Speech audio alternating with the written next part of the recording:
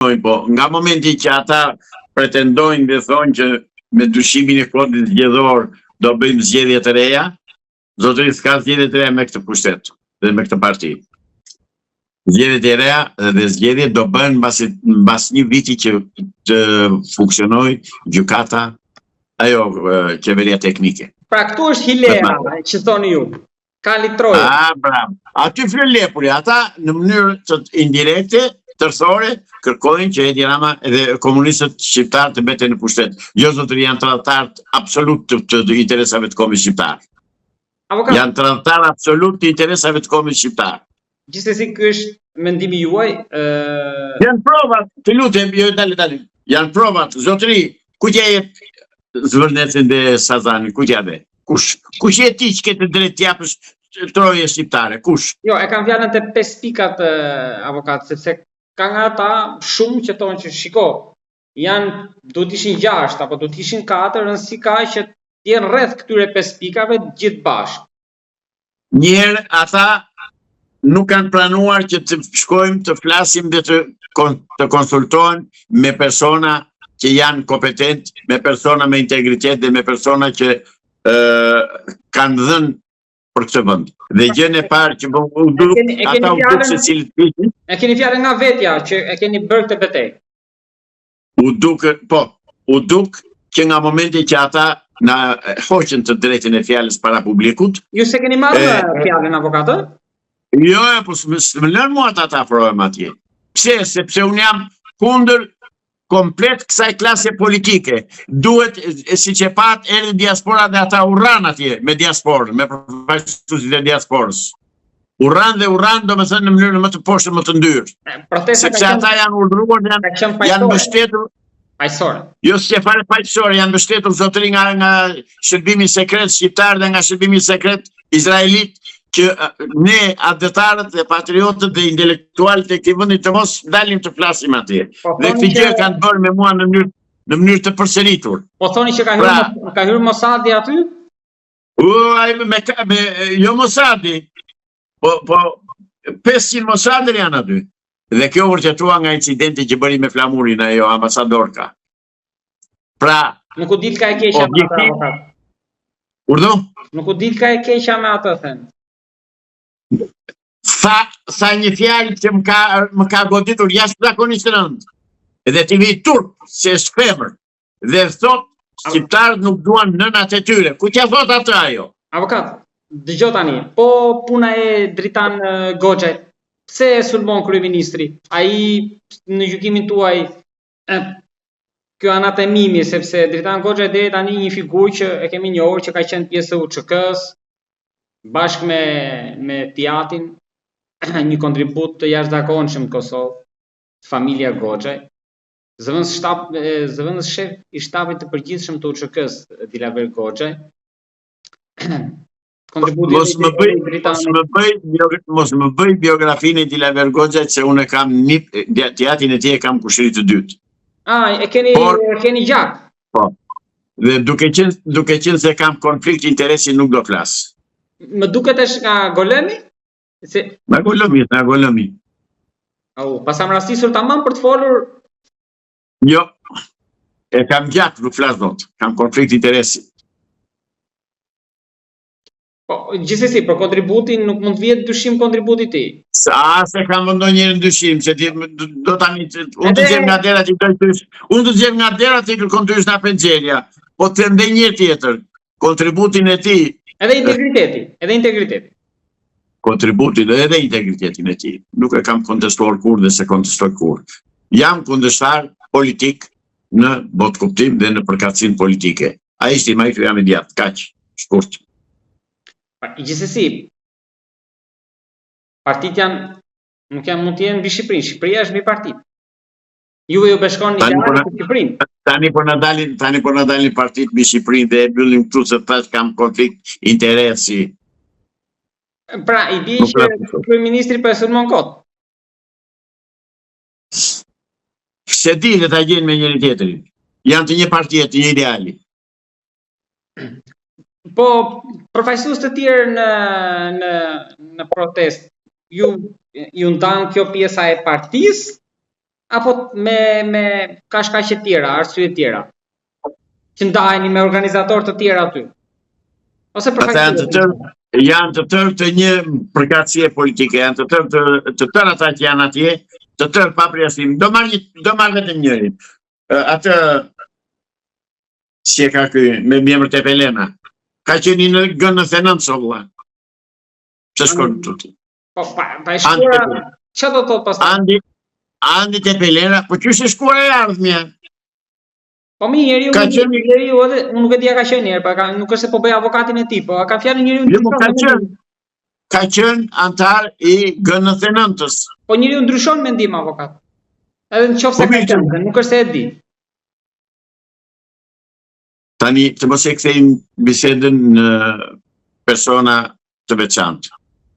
Grupi që ka uzurpuar mikrofonin atje, dhe që nuk ka thënë asnjëherë se kush e ka paguar atë grup atje, kush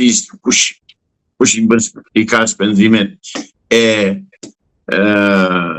qendrës së zërit atje, kush i paguan ata, kush përfaqësojnë, s'janë prezantuar asnjëherë se janë prezantuar, dhe tani që flasën bashkë nuk janë prezantuar, pra janë anonim, dhe anonimët nuk i besoj kurrë, nuk jam anonim.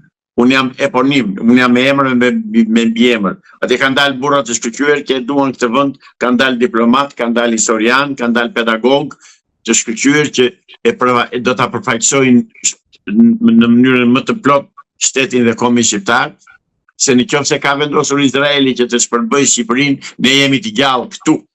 Dhe ne i themi shtetit izraelit që po fut duar e këmbë në Shqipëri, nëpërmjet këtyre spionëve që të ardhur nga Amerika, nëpërmjet dhëndruesit të Trumpit. Edhe vajzës Trumpit, këtu ka zot vendi. Këtë ta din mirë. Avokat, nuk kemi folur për protestën që ishte diaspora të shtunën. Isha atje, edhe jam shtyr prej tyre. Jam shtyr jo nga diaspora, nga këta që penguan diasporën që të shkonte të mirë të fjalën. Do me thënë, vetëm sa nuk kërcitën armët, se me grusha u shtynë, u kacapitën keq. Isha ngjitur me ta, edhe ka filmuar bile. Dhe po deshe ta dërgoj. Kishte masivitet. Nuk flas për masivitetin, flas për veprimin skandaloz antikombëtar të atij forumit që është atje për të penguar diasporën të fliste. Dhe edhe një veprim tjetër që kanë bërë kundër diasporës. Parat që kanë sjellë ata ande u kanë vlerësuar në mënyrë më të vështirë. U kanë marrë eurot me 80 lekë të vjetra, me 80 lekë, 800 lekë si tonë, 80 lekë 1 euro. Turpi botës që edhe tregu e kanë edhe 5 euro. Pra, nuk besoj se për këtë ka fajë tani, sepse ata janë biznese private. Këtu e keni fjalën për shoqërinë. Ju jeni gazetari tek i cili në mënyrë të përsëritur kam 2 vjet që kam kërkuar të vi diaspora në Shqipëri. Keni folur jashtëzakonisht, keni edhe mjaft mesazhe, qindra mesazhe mira në fakt, pozitive nga diaspora. Unë e kam theksuar gjithmonë, sidomos nga Shtetet e Bashkuara, keni një mbështetje për mendimet që ndahen në publikun tonë. Dhe unë dje prisja që diaspora të dilte dhe të fliste i lirshëm, të fliste siç kanë kërkesat dhe dëshirat e tyre për ta bërë Shqipërinë, për ta parë Shqipërinë në zonjë. Dje u vërsulën të tërë huliganët edhe të tërë fëllëqësirat që janë atje ta shoqëruar forum, çfarë janë ata? Dhe i penguan në mënyrën më të ashpër të mundshme, vetëm se nuk janë mbajtur, nuk shkuan dot më tutje se ishin shumë këta të diasporës dhe e çan rrethimit që thuash me forcë.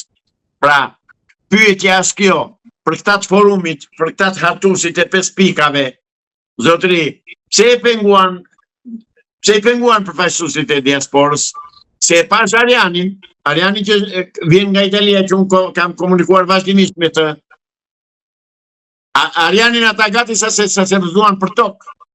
Dhe Ariani tha do shkojmë, do flasim dhe do flasim. Nuk e di folja pas foli se isha brapa atyre, nuk isha përpara si kam parë. Pra pse u penguat, kjo i thot të tëra, mor zotri, kjo i thot të tëra, pengove përfaqësuesit e diasporës të vinë të flasin me publiku shqiptar. Pse e bëre? Qa rreziku pe nga ai? Këtë të na thonë ata, këtë të dalë të Dritani. Unë eftoj Dritani, të dalë dhe të shprehet dhe të thotë përse i penguan dhe përse i shtyn, dhe nuk i lejoni të mirin mikrofonin, për çfarë arsye. Dhe kush janë ata në fundit? Që mëse kanë mikrofonin privat, ta marrin të ikin nga duan. Avokat, më thuni aty që ju mendoni që është udhëheqës i denj për protestin. Lider. Asnjë. Janë pa ideal, janë paguar. S'mund ta themi këtë a priori, avokat, pa prova, pa... Zotri, unë nisem nga ato që bëjnë, jo nga ato që thonë. Nisem nga ato që bëjnë, jo nga ato që thonë. Avokat, aty kishte nga... Jo nuk është se kontrolluar sheshin aty edhe nuk është se mori 1 për 1, por në gjykimin tuaj, ka drejt Rama kur thotë që ishin nga Prishtina dhe tetova ata, nuk ishin nga diaspora? Apo s'ka drejt? Rama shpik vazhdimisht armiq imagjinar. Zotri, shqiptarët kanë të drejtë që të protestojnë dhe të marrin pjesë në çdo protestë që ka atë dhe umon. Pik. Dhe arsyeja themelore që ta dini, pse nuk bashkohet Shqipëria me Kosovën, është pikërisht ky rrezik që shikojnë nga Bashkimi Kombëtar. Është pikërisht kjo frikë që kanë komunistët shqiptarë të bashkohen të dy trojet, sepse do dalën shqiptarët e vërtet, do dalën pasardhësit e lidhjes së atyre burrave shqiptar, burrave të shtetit shqiptar që krijuan lidhjen e Prizrenit dhe i dolën vendit në mbrojtje. Do dalën se s'bën ata, sado që të mundohen spionazhet e ndryshme ti përjashtojnë dhe ti largojnë. Do dalën, zotri, jemi këtu, ta di, jemi këtu, ta di Edi Rama, ta di dhe ambasadorja izraelite me atë provokim të pështirë që ka bërë, tur të ketë, ajo do shpallë non grata urgentisht. Avokat, lutem për ta mbyllur, më thuaj, a mendoni që në fund të kësaj proteste do arrihet të lidhet një besa shqiptare aty në shesh? Këtë jo vetëm mendoj, po e dëshiroj shumë. Jo, që dëshironi, unë këtë nuk e vën diskutim, por ju më thatë që aty nuk shikoni asnjë që t'jetë lider. Jeni kritik me grupin, nuk shikoni lider, jeni kritik me pikat, me organizimin, pra jeni kritik me gjitha. Prandaj u pyes që në këtë situatë. Të tëra ato që thash unë, sekundër e shef, edhe sekundër e shikojnë dhe qytetarët që na dëgjojnë e na shikojnë, vërtetojnë, janë të tëra të sakta dhe të vërteta, sepse Edi Rama nuk jetë dorëheqje. Kaq, ku e ka mbështetjen? Pra ata janë grup, janë grumulluar, e shikojnë rrezikun e jashtëzakonshëm që u vjen komunistëve shqiptarë, i shikojnë dhe krimet që kanë bërë dhe që populli ka evidentuar tashmë ka 80 vjet, dhe ata e dinë se që pret, prandaj mbrojnë me çdo kusht Edi Ramën. Por do vi dita që do zgjidhet. Avokat, do ta mbyllë një pyetje nga komentuesit. Më thonë që pyeta avokatin, më shkruajnë, a është gati të marrë përgjegjësi apo jo? Në çdo orë të ditës të natës, 24 orë në 24, sa të kemë frymën gjallë. Avokat, të falenderoj për bisedën. Edhe unë të falenderoj që